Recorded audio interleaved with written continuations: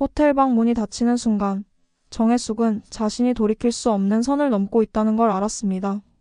61년 살아오면서 이런 떨림을 느껴본 적이 없었죠. 오승호의 손이 그녀의 어깨에 닿자 온몸이 전율했습니다. 이것이 사랑일까요? 아니면 외로움에 지친 마음의 착각일까요? 그 답을 찾기도 전에 그녀의 평온했던 일상은 산산조각 나고 말았습니다. 지금부터 황혼의 편지 이야기를 들려드리겠습니다. 이야기 시작 전 구독과 좋아요 부탁드립니다. 감사합니다. 정혜숙의 하루는 언제나 똑같았습니다. 아침 6시에 일어나 간단한 운동 후 혼자 아침을 먹고 오전엔 동네 도서관, 오후엔 마트, 저녁엔 혼자 텔레비전 앞에 앉아 시간을 때우죠. 이혼한 지 벌써 3년이 흘렀습니다. 30년 넘게 함께 살던 남편과의 이별은 생각보다 담담했어요. 오히려 해방감이 더 컸죠. 하지만 시간이 지날수록 느껴지는 건 자유로움이 아니라 공허함이었습니다. 언니 이렇게 혼자만 있으면 안 돼요. 이웃집 박순자가 늘 걱정스러운 표정으로 말했어요. 정혜숙은 괜찮다고 웃어넘겼지만 사실 하루 종일 누구와도 대화하지 않는 날이 점점 많아지고 있었습니다. 사람도 만나고 기분 전환도 할 겸 등산, 동호회 같이 가봐요. 우리 나이에 집에만 있으면 정말 늙어버려요. 순자의 권유에 정혜숙은 고개를 저었습니다. 낯선 사람들 사이에 끼어들어가는 게 부담스러웠거든요. 하지만 순자는 포기하지 않았어요. 한 번만 가봐요. 마음에 안 들면 안 가면 되잖아요. 결국 정혜숙은 순자의 성화에 못 이겨 등산, 동호회 카카오톡방에 초대받았습니다. 방 이름은 청춘산악회였어요.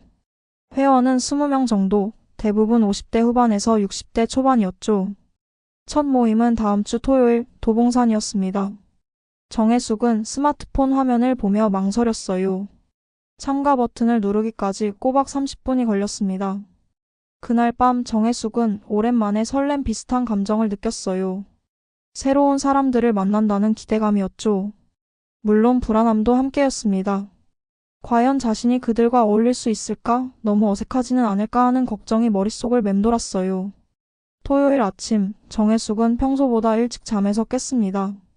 어떤 옷을 입을지, 무엇을 준비할지 고민하느라 시간이 금세 흘렀어요. 결국 평범한 등산복을 입고 도봉산 입구로 향했죠.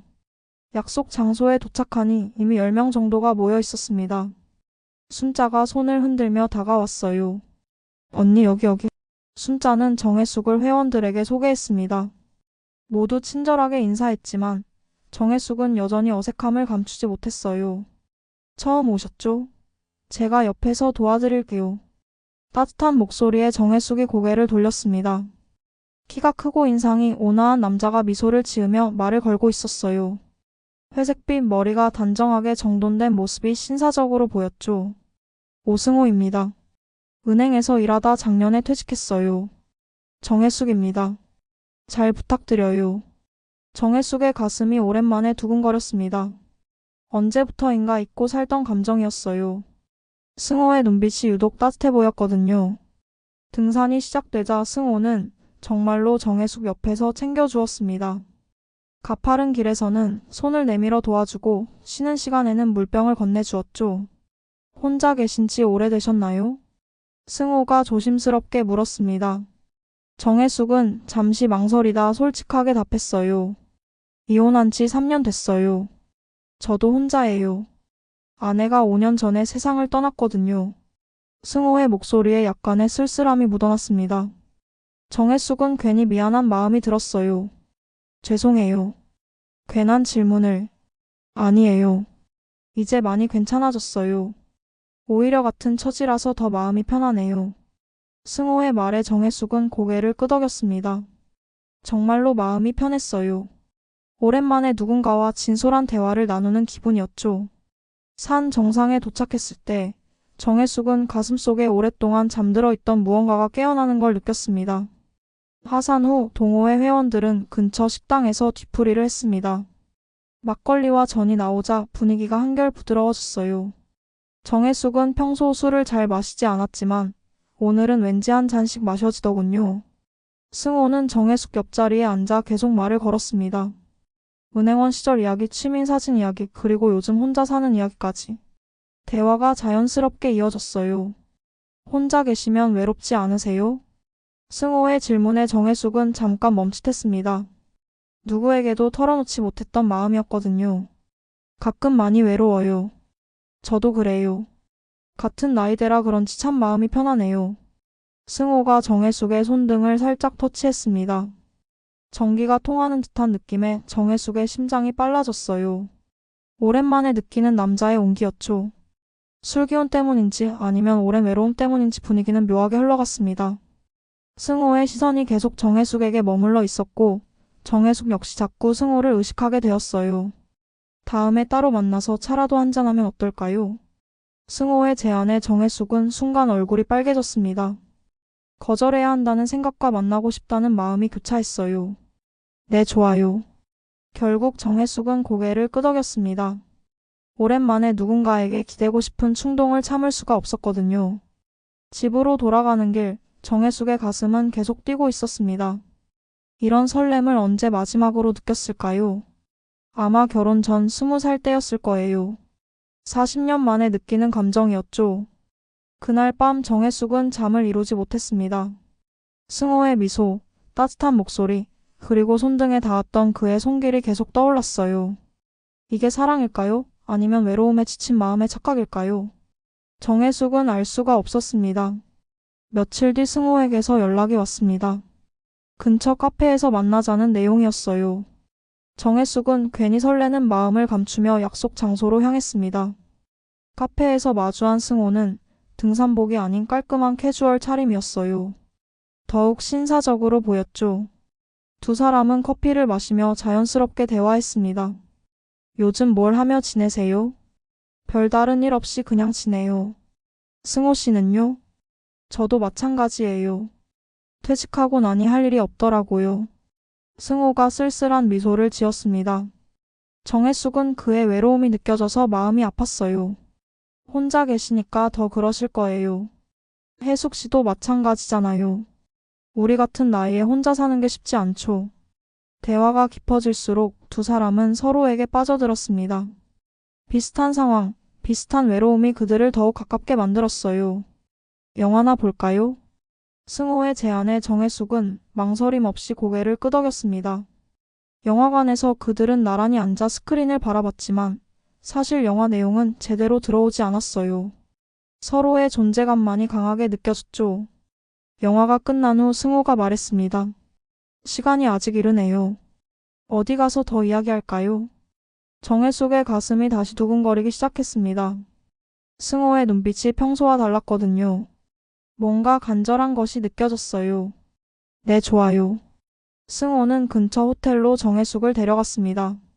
로비에서 잠깐 망설이던 정혜숙이었지만 승호의 손을 잡자 더 이상 거부할 수 없었어요.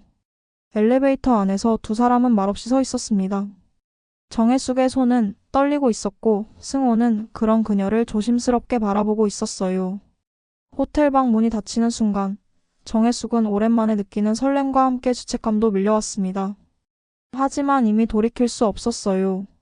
승호의 따뜻한 품에 안기며 그녀는 오랫동안 잊고 있던 여자로서의 자신을 다시 발견했습니다. 그 후 정혜숙과 승호는 자주 만났습니다.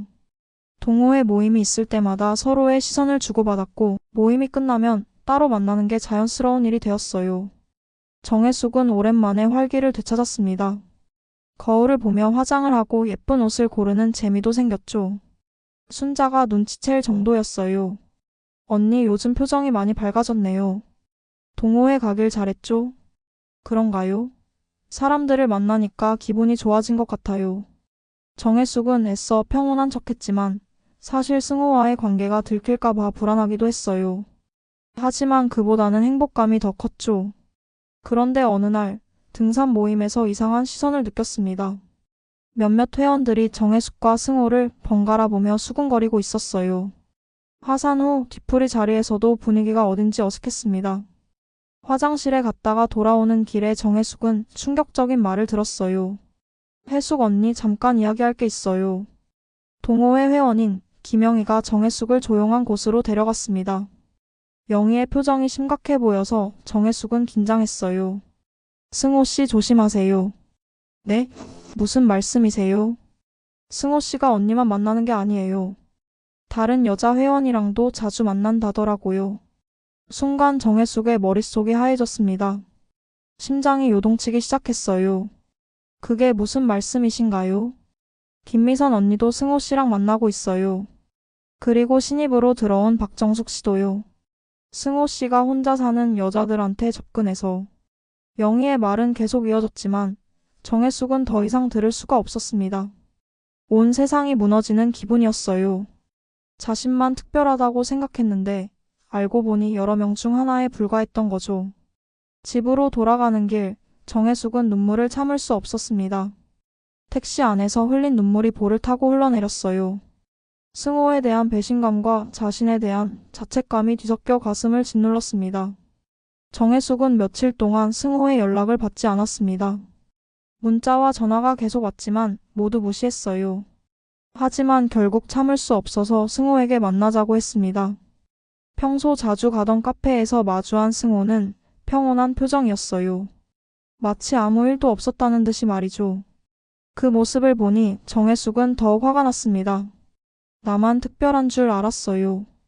정혜숙이 떨리는 목소리로 말했습니다. 승호는 잠깐 당황하는 기색을 보였어요. 무슨 말씀이세요? 다른 여자들과도 만나고 계시죠? 김미선 씨, 박정숙 씨. 승호는 잠시 침묵했습니다. 거짓말로 변명할 수도 있었지만 그러지 않았어요. 들키고 말았네요. 어떻게 이럴 수 있어요? 저한테는 외롭다고 마음이 편하다고 하면서. 정혜숙의 목소리에 분노와 상처가 섞여 있었습니다. 승호는 고개를 숙였어요. 외롭다 보니 사람의 온기를 놓치기 싫었습니다. 그래서 여러 명을 동시에 만나셨다는 거예요? 변명할 수 없어요. 하지만 당신은 달라요. 정말로 마음이 갔습니다. 승호의 말에 정혜숙은 씁쓸하게 웃었습니다. 다른 여자들한테도 똑같은 말 하셨겠죠? 아니에요. 정말 당신은. 그만해요. 정혜숙은 자리에서 일어났습니다. 더 이상 들을 수가 없었어요. 혜숙 씨 오해하지 마세요. 정말로. 오해요? 이게 오해인가요? 정혜숙의 눈에서 눈물이 흘렀습니다. 자신이 너무 순진했다는 생각에 분했어요. 처음부터 장난이었나요? 외로운 여자들 상대로 재미삼아. 그런 게 아니에요. 승호가 목소리를 높였지만 정혜숙은 이미 돌아서고 있었습니다. 뒤에서 승호가 부르는 소리가 들렸지만 정혜숙은 돌아보지 않았어요. 한번 깨진 믿음은 다시 회복될 수 없었습니다.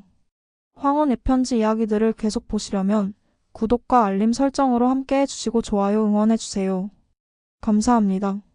그 이후 동호회 분위기는 급격히 나빠졌습니다. 정혜숙과 승호의 관계가 공공연한 비밀이 되어버렸고 다른 회원들의 시선도 곱지 않았어요. 요즘 동호회가 왜 이런지 모르겠네. 순자가 걱정스럽게 말했습니다. 하지만 정혜숙은 아무 말도 할 수 없었어요. 모든 게 자신 때문이라는 걸 알고 있었거든요. 뒷말도 점점 심해졌습니다. 승호가 여러 여자와 만났다는 소문이 퍼지면서 분위기는 더욱 어색해졌어요. 회원들은 서로를 의심하기 시작했고 단합되었던 동호회는 분열되었습니다. 나이 먹고 창피하지도 않나. 누군가 던진 말이 정혜숙의 귀에 들렸습니다. 직접 자신을 향한 말은 아니었지만 정혜숙은 자신의 이야기라는 걸 알 수 있었어요. 나는 대체 뭘 한 거지? 정혜숙은 혼자 중얼거렸습니다. 외로움을 달래려다가 더 큰 상처만 입게 되었어요. 그리고 다른 사람들까지 불편하게 만들었죠. 승호는 계속 연락을 시도했지만 정혜숙은 받지 않았습니다. 얼굴을 마주치는 것조차 괴로웠어요. 한때 그토록 설레던 그의 목소리가 이제는 고통으로 다가왔죠. 언니 동호회 그만두실 거예요? 순자가 조심스럽게 물었습니다. 정혜숙은 이미 마음을 정하고 있었어요. 응, 그만둘 것 같아. 왜요? 처음엔 그렇게 좋아하셨는데. 순자는 아직 정확한 상황을 모르고 있었어요. 정혜숙은 그저 미안할 뿐이었습니다. 그냥 맞지 않는 것 같아. 승호 씨 때문인가요? 요즘 이상하던데. 순자의 말에 정혜숙은 답하지 못했습니다. 모든 게 자신의 잘못이라는 생각에 죄책감만 커져갔어요. 결국 정혜숙은 동호회 카카오톡방을 나왔습니다. 그 짧은 클릭 한 번으로 모든 관계가 정리되었어요. 하지만 마음속 상처는 쉽게 사라지지 않았습니다. 동호회를 탈퇴한 후 정혜숙은 다시 예전의 일상으로 돌아갔습니다. 도서관과 마트만 오가는 무료한 하루들. 하지만 이제는 예전과 달랐어요. 승호에 대한 상처와 자신에 대한 실망이 깊게 자리 잡고 있었거든요. 한 달 동안 정혜숙은 거의 집 밖으로 나오지 않았습니다. 외출할 때마다 혹시 승호나 동호회 사람들을 만날까봐 불안했어요. 순자가 여러 번 찾아와서 걱정했지만 정혜숙은 괜찮다고만 했죠. 이렇게 살면 안 되는데. 정혜숙은 거울을 보며 중얼거렸습니다. 초췌해진 얼굴, 생기를 잃은 눈빛. 자신의 모습이 한심해 보였어요. 누군가의 사랑에 기대는 대신 나 자신을 사랑해야 한다. 문득 떠오른 생각이었습니다. 지금까지 항상 누군가에게 의존하며 살아왔어요. 남편에게, 그리고 승호에게까지. 하지만 결국 남는 건 자신뿐이었죠. 정혜숙은 마음을 다잡기 시작했습니다. 상처를 핑계로 움츠러들어 있을 수는 없었어요. 다시 시작할 용기가 필요했죠. 며칠 후 정혜숙은 지역 문화센터를 찾았습니다. 다양한 취미 강좌들이 눈에 들어왔어요. 그림 그리기, 서예, 요리, 그 중에서 그림 그리기가 끌렸습니다. 그림 동호회에 가입하고 싶은데요. 네, 좋습니다. 초보자도 괜찮아요. 친절한 직원의 안내로 정혜숙은 그림 동호회에 가입했습니다. 이번에는 조심스러웠어요. 단순히 외로움을 달래려는 목적이 아니라 진정으로 자신을 위한 시간을 갖기 위해서였죠. 첫 수업날 정혜숙은 긴장했지만 한편으로는 설레기도 했습니다. 새로운 시작이었거든요. 붓을 잡고 캔버스 앞에 앉았을 때 오랫동안 잊고 있던 평온함이 찾아왔어요. 괜찮네요. 소질이 있으신 것 같아요. 강사의 격려에 정혜숙은 수줍게 미소 지었습니다. 누군가에게 인정받는다는 기분이 좋았어요. 하지만 이번에는 다른 사람의 시선에 의존하지 않으려고 다짐했죠. 황혼의 일탈은 아픈 기억으로 남았지만 정혜숙에게는 소중한 교훈을 주었습니다. 진정한 행복은 다른 사람에게서 찾는 게 아니라 자기 자신에게서 시작된다는 걸 깨달았어요. 그림을 그리며 정혜숙은 조금씩 자신을 되찾아갔습니다. 색칠 하나하나에 정성을 담고 선 하나하나에 마음을 실었어요. 완성된 그림을 보면서 느끼는 성취감은 그 어떤 사랑보다도 확실했죠. 이제 괜찮을 것 같아. 정혜숙은 자신의 첫 번째 작품을 바라보며 중얼거렸습니다. 서투르지만 정성이 담긴 풍경화였어요. 마치 자신의 마음처럼 조금은 어둡지만 희망의 빛이 스며있는 그림이었죠. 몇 달 후 정혜숙은 동네에서 승호와 마주쳤습니다. 순간 가슴이 철렁했지만 예전처럼 크게 동요하지는 않았어요. 승호는 어색하게 인사했지만 정혜숙은 담담하게 고개만 끄덕였습니다. 잘 지내세요? 승호의 말에 정혜숙은 잠깐 멈춰섰습니다. 그리고 진심으로 답했어요. 네, 잘 지내고 있어요. 더 이상 그에게 화나지도 원망스럽지도 않았습니다. 그저 지나간 과거일 뿐이었어요. 정혜숙은 자신의 변화에 스스로 놀랐습니다. 집으로 돌아가는 길, 정혜숙은 하늘을 올려다봤습니다. 구름 사이로 스며드는 햇빛이 따뜻했어요. 이제 정말로 새로운 시작이었습니다. 누군가를 기다리는 것이 아니라 자신만의 길을 걸어가는 시작 말이에요. 황혼의 나이에 겪은 일탈과 상처는 결국 정혜숙에게 진정한 자립을 선물해 주었습니다. 때로는 넘어져야 일어설 힘을 기를 수 있다는 것을, 때로는 혼자여야 진짜 자신을 만날 수 있다는 것을 알게 해준 소중한 경험이었죠. 정혜숙의 새로운 인생이 이제 시작되었습니다. 황혼의 편지 이야기들을 계속 보시려면 구독과 알림 설정으로 함께 해주시고 좋아요 응원해주세요. 감사합니다.